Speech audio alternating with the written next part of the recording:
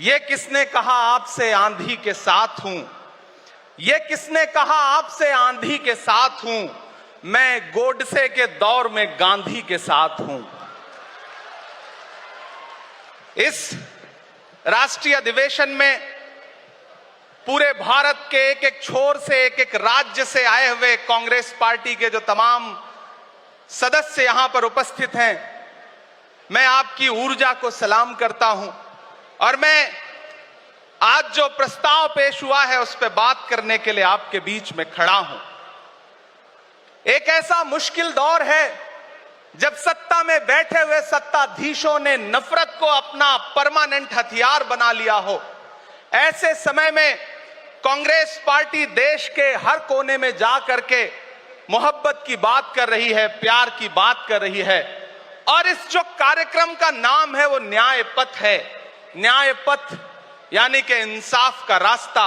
और उस इंसाफ के रास्ते पर अपने अतीत की विरासत को संभाल करके, संजो करके लेके चलता हुआ एक ऐसा न्याय का योद्धा जिसका नाम राहुल गांधी है, जो हम सब के लिए प्रेरणा का स्रोत है। मैं गुजरात में खड़ा हूं, जो महात्मा गांधी का गुजरात है, जो सरदार वल्लभ भाई पटेल का गुजरात है। तो मैं इस गुजरात में खड़ा होकर के अपने अतीत और अपने वर्तमान को मिलाता हूं तो मैं ये महसूस करता हूं और फख्र से सोचता हूं कि मैं वो हूं, मैं कांग्रेस का अदना सा एक वो सिपाही हूं जिसकी जड़ें जाकर के महात्मा गांधी से मिलती हैं और जिसके कदम जाकर के राहुल गांधी से मिलते हैं। मैं सौभाग्यशाली हूं कि मैं कांग्रेस पार्टी का एक अदना सा सिपाही हूं। साथियों, मैं कोई लंबा चौड़ा भाषण करने के लिए नहीं खड़ा हूं, बस आपसे यह कहना चाहता हूं, ये जो न्याय का पथ है, हम सब इस न्याय के पथ पर चलने के लिए संकल्पित हैं। हमारा समर्पण इस न्याय के पथ के लिए है, हमारा संघर्ष इस न्याय के पथ के लिए है। मेरे भाई शशि थरूर जी बोल रहे थे, सचिन पायलट जी ने बोला, हमारी बहन गेनी बहन ने बोला, उसके बाद इमरान बोल रहा है। इन चार नामों में ही आप ये पाएंगे कि उत्तर से लेकर के, दक्षिण से लेकर के, गुजरात से लेकर उत्तर प्रदेश तक कांग्रेस यही तो है। कांग्रेस यही तो है, देश को समेटने और एकजुट करने का नाम कांग्रेस है। मुझे याद है कि जब कन्याकुमारी के साहिल पर खड़े होकर के, समंदर के साहिल पर खड़े होकर के हमारे नेता राहुल गांधी जी ने कहा था कि मैं 4000 किलोमीटर चलूंगा, एक नारा लगाऊंगा, नफरत छोड़ो भारत जोड़ो। हम सारे लोग उनके कंधे से कंधा मिला करके, उनके कदम से कदम मिला करके 4000 किलोमीटर चलते रहे। मैंने देखे हैं राहुल गांधी जी के पांव के छाले, मैंने देखा है उनका बहता हुआ पसीना। लेकिन हम आपसे पूछना चाहते हैं और इस स्टेज पर मौजूद कांग्रेस पार्टी के अपने तमाम वरिष्ठ नेताओं से भी ये निवेदन करना चाहते हैं कि जिस पथ पर, जिस इंसाफ के रास्ते पर राहुल गांधी इस मुश्किल वक्त में निकले हैं, हम उस लड़ाई में किस तरह से, कितने जोश के साथ राहुल गांधी जी के साथ खड़े हैं, यही तय करेगा। राहुल जी ने कहा है कि अगला निशाना, अगली जीत, अगला राज्य जहां कांग्रेस पार्टी जीतेगी वो गुजरात होगा। तो याद रखिए कि हार तब होती है जब ठान लिया जाता है, हार तब होती है जब मान लिया जाता है, जीत तब होती है जब ठान लिया जाता है। अगर हमने ठान लिया कि जहां से आज सत्ता के शीर्ष पर बैठे हुए लोग नफरत परोसने का काम कर रहे हैं, असमानता का काम कर रहे हैं, संस्थाओं को कुचलने का काम कर रहे हैं, उनके खिलाफ अगर हमने उन्हीं जड़ों में जाकर के मेहनत की हिम्मत दिखाई तो मुझे पूरा यकीन है कि जिस तरह अंग्रेजों के खिलाफ लड़ते हुए कांग्रेस पार्टी ने इस देश को स्वतंत्रता संग्राम के जरिए आजादी दिलाई थी, तो यह लड़ाई भी उस स्वतंत्रता संग्राम से कम नहीं है। उस लड़ाई का नेतृत्व महात्मा गांधी जी कर रहे थे, तो इस लड़ाई का नेतृत्व राहुल गांधी जी कर रहे हैं और हम सारे लोग राहुल गांधी जी के साथ खड़े हैं। हो सकता है कुछ लोग इस सफर में, इस मुश्किल सफर में छोड़ के चले गए हों, उन्हें नजरअंदाज करिए और एक नई पीढ़ी, एक नई ऊर्जा के साथ राहुल जी के साथ खड़ी हो।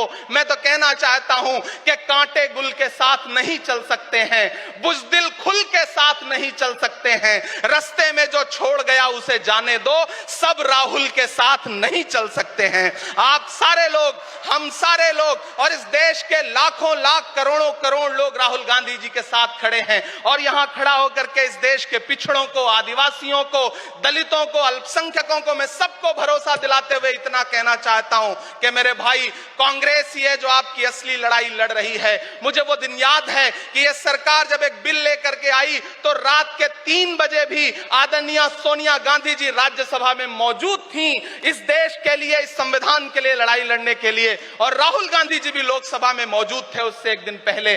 जिस संजीदगी के साथ वो लड़ाई लड़ रहे हैं, हम सारे लोग उनके साथ खड़े हैं। और मैं ज्यादा भाषण नहीं करूंगा, जाते जाते बस आपसे इतना कह के जाना चाहता हूं साथियों कि यह न्याय का पथ और एक छोटी सी कविता, और उस कविता का जो शीर्षक है, उस कविता का जो हीरो है वो मंच पे मौजूद है। मैं चाहता हूं पीछे तक एक बार दोनों हाथ उठा करके तालियां बजाएं। मैं अगले 1 मिनट के कविता सुना करके यहां से आपसे विदा लूंगा।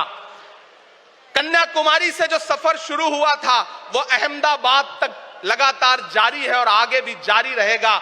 और कल ही राहुल जी परसों बिहार से लौटे हैं, तब यह कविता मैं सुनाता हूं कि उदास मौसम बदल रहा है, उदास मौसम बदल रहा है, धुएं का पर्वत पिघल रहा है, दिलों में लावा उबल रहा है।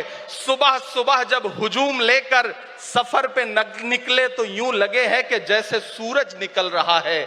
वो चल रहा है, वो चल रहा है। वो कह रहा है कि नफरतों से जो दिल है टूटे मैं जोड़ दूंगा।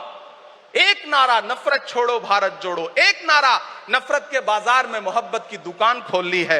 वो कह रहा है कि नफरतों से जो दिल है टूटे मैं जोड़ दूंगा। वो कह रहा है हर एक दरिया हर एक तूफान को मोड़ दूंगा। सुनो सितमगर न समझो डर कर मैं अपने लोगों को छोड़ दूंगा। सितम की गर्दन मरोड़ दूंगा। सितमगरों की हर एक ख्वाहिश हर एक साजिश कुचल रहा है। वो चल रहा है, वो चल रहा है। अंतिम पंक्तियां पढ़ता हूं कि जमाने भर की तमाम माओं ने हाथ उठाकर दुआएं दी हैं। जमाने भर की तमाम माओं ने हाथ उठाकर दुआएं दी हैं। तमाम बच्चों ने इस तपस्वी का माथा चूमा, बलाएं ली हैं। जो नफरतों का जहर भरा है ये बन के शंकर निगल रहा है। वो चल रहा है, वो चल रहा है। मोहब्बतों की किताब लेकर लबों पे अपने गुलाब लेकर, मोहब्बतों की किताब लेकर लबों पे अपने गुलाब लेकर, सुनहरे रंगों का ख्वाब लेकर वो आया है इंकलाब लेकर। बलाएं रास्ता बदल रही हैं, फजाएं खुशबू में ढल रही हैं। ये नफरतों का निजाम बदले, हिकारतों का कलाम बदले। अगर ये रहबर नहीं बदलते तो अपना लहजा अवाम बदले। अंधेरे बेचैन दिख रहे हैं, कोई जो है इस अंधेरी शब में मशाल की तरह जल रहा है। वो चल रहा है, वो चल रहा है, वो चल रहा है। बहुत बहुत आप सबको धन्यवाद दूंगा। साथियों, आपने जिस जिंदा दिली से सुना उसके लिए आपका बहुत आभार। न हम सफर न किसी हमनशी से निकलेगा, हमारे पांव का कांटा हम ही से निकलेगा। वतन की रेत मुझे एड़ियां रगड़ने दे, मुझे यकीन है पानी यहीं से निकलेगा। बहुत बहुत शुक्रिया।